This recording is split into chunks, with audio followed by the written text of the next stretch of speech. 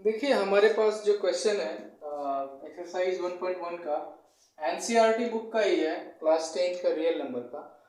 पहला क्वेश्चन है, use Euclid division algorithm to find the HCF of 135 and 225। देखिए इसको समझने के लिए सबसे पहले हम डिवीजन को समझते हैं। डिवीजन एल्गोरिथम है तो डिवीजन क्या होता है, सबसे पहले इसको समझते हैं, इसके कॉन्सेप्ट को। मान लीजिए मैं यहाँ पे लिखता हूँ 23 और इसको मैं डिवाइड करता हूं 2 से, समझेंगे। 23 को मैं 2 से डिवाइड करता हूं तो क्या होता है, यहां से 2 1 जा 2, ये 0 आ गया, फिर यहाँ 3 आएगा और 2 1 जा फिर से क्या आएगा 2 और ये 1 आ गया।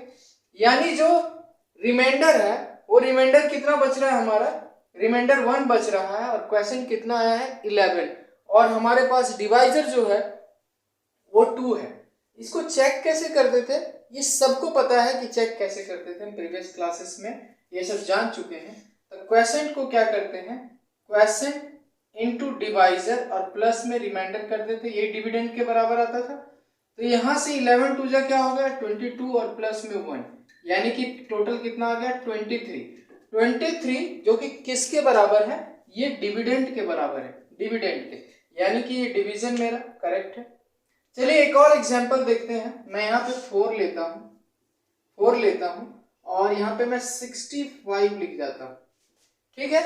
अब यहाँ से देखेंगे 4 1 जा 4 होगा, यहाँ से अगर सब्ट्रैक्ट करेंगे 2 आएगा, ये 5 हो गया और 6 बार में जाएगा 6 टाइम में तो 24 हो गया, 4 6 जा 24, यहाँ से 1 आ गया, ये 0 हो गया। यानी यहाँ रिमाइंडर कितना आया 1, ये कितना आया 16 और ये कितना आया। इसको कैसे चेक करेंगे डिवीजन को कि ये सही है कि गलत है। 6 × 4 और प्लस में रिमाइंडर को ऐड करते हैं तो 16 4 जा हो गया, सॉरी 16 4 जा हो गया 64 और प्लस में 1, यानी कि ये आ गया 65 और ये 65 किसके इक्वल है, ये डिविडेंड के बराबर। यानी डिवीजन को आप हर एक केस में अगर आप चेक करें, हर एक केस में चेक करें तो डिवीजन क्या होगा, डिवीजन क्या होगा, ये क्वेश्चन जो है डिवाइजर से अगर मल्टीप्लाई करेंगे, रिमाइंडर को ऐड करेंगे तो ये डिविडेंड के बराबर आएगा, मस्ट है कि डिविडेंड के बराबर आएगा, ये तो आपको पता ही होगा। सेम यही प्रोसेस यहाँ कर रहे हैं। यहां से एक चीज हमको समझ आता है, ये जो रिमाइंडर आ रहा है, रिमाइंडर जो आ रहा है, रिमाइंडर आ रहा है, या तो ये 0 से बड़ा होगा या 0 भी हो सकता है। किस केस में 0 होगा, जब यहाँ मान लीजिए यहाँ 64 होगा, 0 किस केस में होगा, मान लीजिए यहाँ 22 रहता है तो सॉरी 2 को अगर हम 22 को डिवाइड करते तो क्या हो जाता है, यहाँ से 2 1 जा 2 0, फिर से ये 2 आता और 2 1 जा 2, ये 0 आता। तो यहाँ इस केस में 0 आया रिमाइंडर, लेकिन फिर भी चेक करेंगे तो 11 2 जा देखिए 22 के इक्वल आ रहा है, यानी हर केस में बराबर आएगा। रिमाइंडर यहाँ 0 ऐड करेंगे तो कोई बात नहीं, 0 ऐड करो तो ये 0 के बराबर भी आ सकता है रिमाइंडर, या किससे छोटा होगा, हर केस में ये डिवाइजर से छोटा होगा।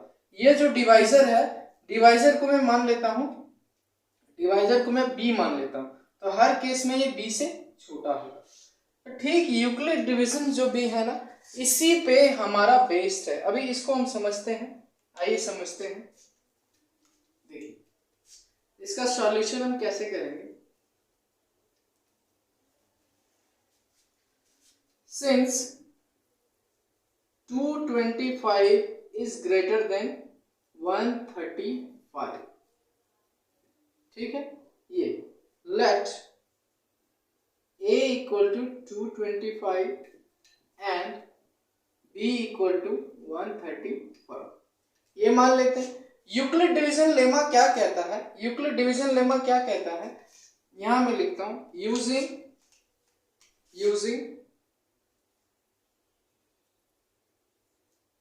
Euclid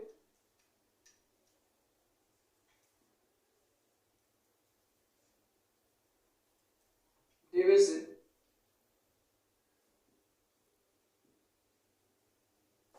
algorithm.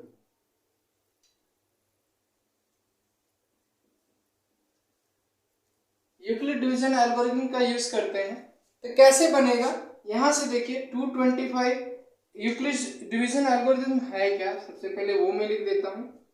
a equal to b q और प्लस का r, वेयर r क्या है, r जो है या तो 0 से बड़ा होगा या 0 के बराबर हो सकता है, या फिर लेस देन होगा किससे, ये b से हमेशा छोटा रहेगा। b जो मैं यहाँ माना था, अभी आप समझ पा रहे होंगे कि ये b क्या है, डिवाइजर, यानी ये b जो है वो डिवाइजर ही है। वही चीज हम यूज कर रहे हैं, कहने का वही चीज है, सेम चीज है यूक्लिड डिवीजन लेमा। आप समझेंगे तो आपको खुद समझ आ जाएगा यूक्लिड डिवीजन लेमा है क्या। चलिए अब यहाँ 225 लिख देता हूं मैं, इक्वल टू b क्या होगा, यहाँ से b हमने मान रखा 135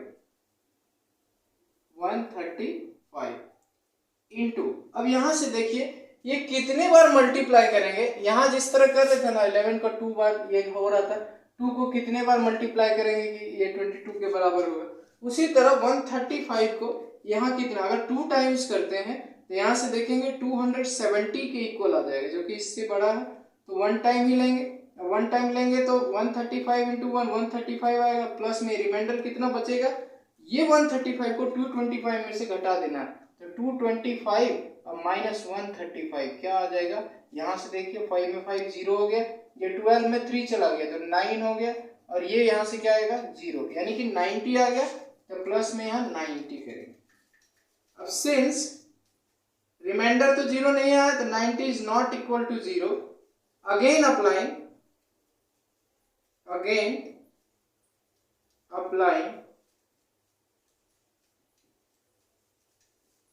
यूक्लिड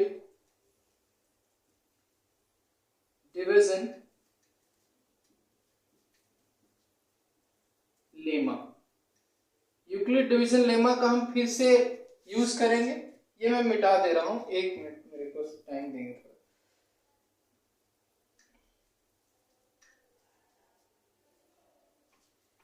यूक्लिड डिवीजन लेमा का मैं फिर से यूज करता हूं।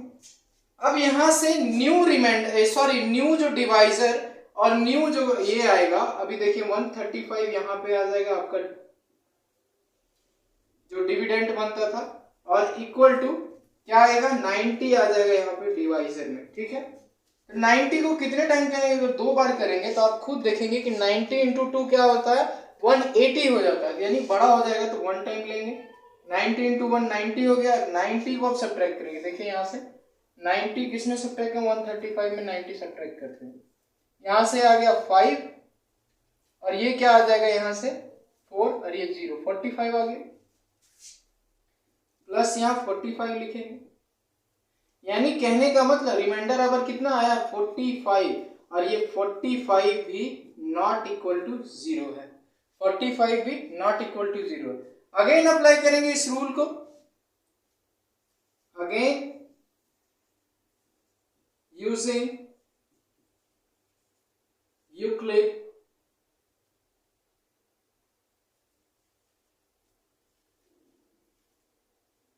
डिवीजन लेमा, हम इस लेमा का फिर से यूज करेंगे। अब क्या 90 आ जाएगा यहाँ 45, अब देखिए 45 को 2 से मल्टीप्लाई करेंगे 90 आ जाएगा, यानी कि रिमाइंडर क्या आ गया 0, रिमाइंडर क्या आ गया 0। और अगर जैसे ही रिमाइंडर हमारा 0 आता है, इट मीन्स यही HCF हो जाएगा इसका, यानी कि 0 कौन किया है 45, यही डिवाइजर जो था 45 0 किया है, तो since reminder is equal to 0,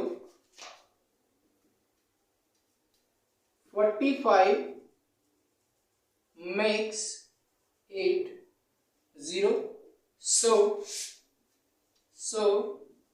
the HCF of किसका 225 and 135 is, कौन 0 किया 45 किया, इसलिए यही HCF आ जाएगा 45 आंसर। होपफुली ये पूरा क्लियर हो गया होगा आपको कि क्या था ये पूरा क्या है, ये क्लियर हो गया होगा।